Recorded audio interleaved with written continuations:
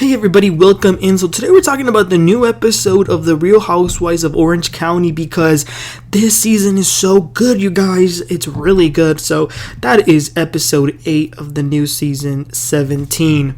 So the episode begins with Emily and her husband getting waxed. It looked painful, but they both did it. And Emily lets Shane know that she's planning a pool party at his mom's house for all the girls. Then we move on to Taylor, Armstrong, and Jenn hanging out. They both bring their teenage children. Taylor and Jenn did form a little bit of a bond since that Montana trip, especially because they are both from Oklahoma. And then Shannon joins them as well. They ask what's going on with Tamra and Jenn because she did throw a napkin at her face last week. Shannon says that perhaps Tamra might have gotten mad at Jenn for sort of insinuating that she was flirting with Ryan or that she wanted him, but Jenn is saying no. What I was trying to point out was that Tamra was always in on the joke of it all, but it looks like the real villain, according to Jenn, is this Heather woman, not Heather Dubrow. It's a blonde Heather who is a mutual friend with Tamra and was also friends with Jenn. Jenn thinks that Heather always wanted to end up with Ryan secretly, and that's why she's trying to feed into this narrative to make him look like the bad guy. But it also hurts Jenn what Tamra is doing, and she starts to cry because she says this is hurting her personally and even hurting her relationship in a way because of all the bad energy that's going towards it. Then we see Tamra and Heather Dubrow hanging out at a store. Tamra is also talking about Jenn, and she shows Heather a message that Jenn sent to the blonde Heather, where she pretty much said, you need to watch it if you don't want your stuff to be told as well.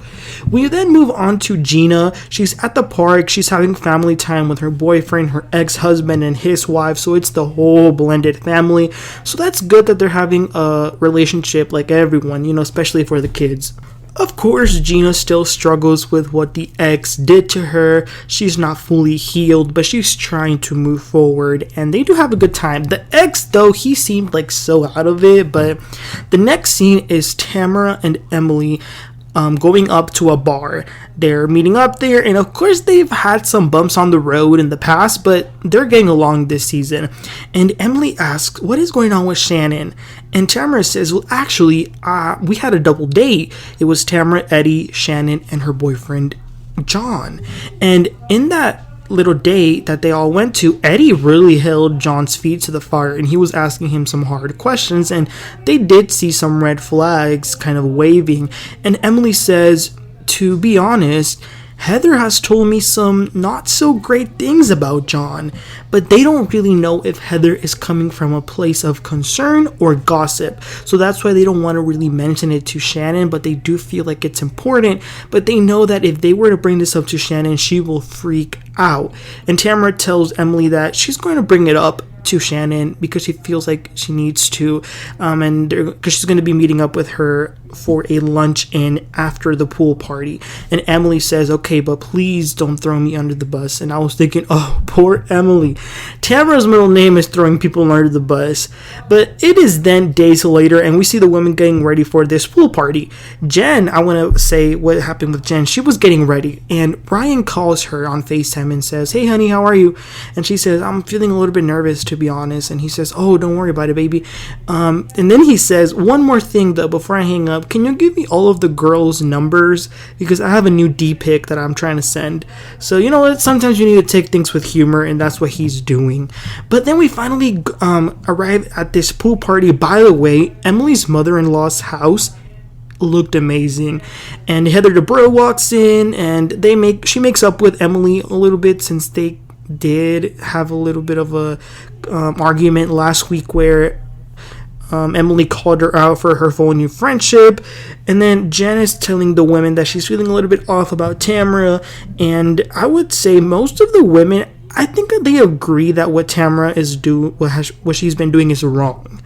And then the last one to arrive is Tamra, but guess what, y'all? She brings this Heather woman who seems to be part of the whole drama. She knows what she's doing, but Jenn seems to keep her cool, and then the girls are all having chatter. And then Jenn goes and pulls the blonde Heather aside to talk. Heather is saying, "You're threatening me," and she's referring to that text message that Tamra was showing in the beginning of the episode, and they start to go at it. All of the girls are watching, and of course Tamra makes her way into that confrontation, and so does Shannon. And Jenn says that she's done with them judging her and Ryan's relationship. And Heather says, "If I found out that the man who I left my husband and family for was doing these things, I would be devastated," which I have said from the very beginning that I do think Ryan is a huge red flag, and I think he's probably going to cheat on her. But why do they care? She's a grown woman doing her own decisions. And the only thing I can think of is maybe Jenn is right. Maybe this Heather woman is jealous that she didn't get Ryan.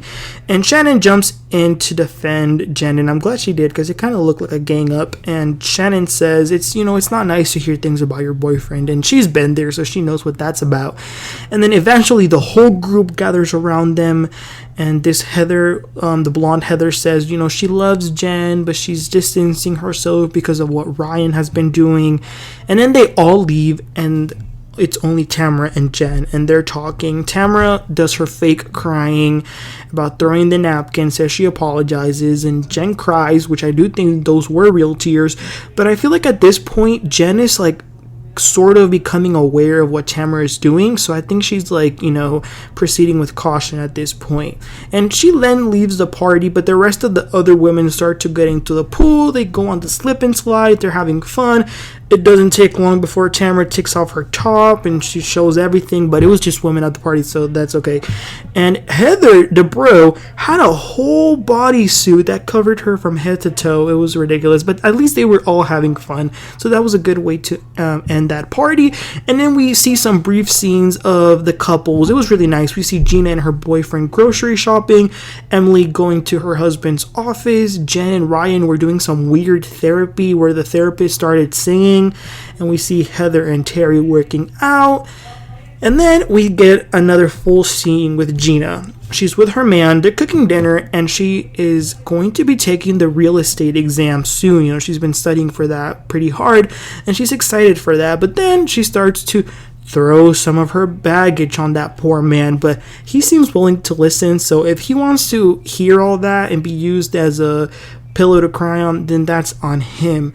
And then, you guys, the 5 minutes were it was only 5 minutes until the episode was over.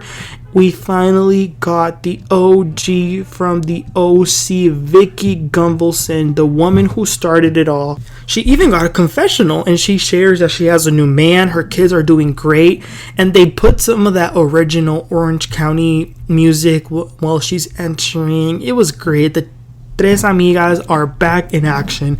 Shannon, Tamra, and Vicki. They order tequila shots, and they just seem so happy.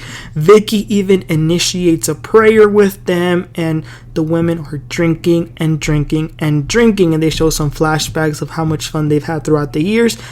And then this is where the mess started to happen. Tamra asks Vicki, "Have you talked to anybody else like Heather?" Vicki says, "No, Heather is very standoffish with me." Vicki then says to Shannon, "How are you with Heather?" Shannon says, "We're okay, we're in a good place." And here comes Tamra saying, "Do you trust Heather? Would you confide in her? Would you trust her not to say things that you've told her privately?" And Tamra gave her that look, and Shannon completely breaks that fourth wall and says, no, Tamra, do not do it. I'm begging you, do not say anything. Shannon gets up and she goes to that producer and says, "No, we will not be talking about my relationship." And that's where the episode ended. But wow, that kind of gave me chills, the way that Shannon was no, because she knows, I feel bad for her because I know that she's not with her boyfriend anymore in present time, but that poor woman has struggled so much with her relationships on this show. And if I were Shannon, I would not trust Heather as far as I could throw her, because remember what happened with that email years ago? Yeah, I caught up, okay? I wasn't there watching it live, obviously, because I was 5, but I caught up to those seasons, and I remember that Heather read that email, or she repeated it. So Shannon, do not trust Heather Dubrow. But really want to know what's going to happen next, and we'll see what happens though. But again, I'm really disappointed that we only got 5 minutes of Vicki, but hopefully we will see her more throughout the season. But that was it, you guys. Let me know in the comments section, what do you think about Jenn? I'm really liking her. She's really fitting in. What do you think about her storyline with Tamra? And then finally, what do you think about Shannon and Heather and breaking the fourth wall? And how do you feel about seeing Vicki again? Let me know all your thoughts in the comment section. Please don't forget to like, subscribe. I'll catch you all next time. Y'all have a great one. Bye.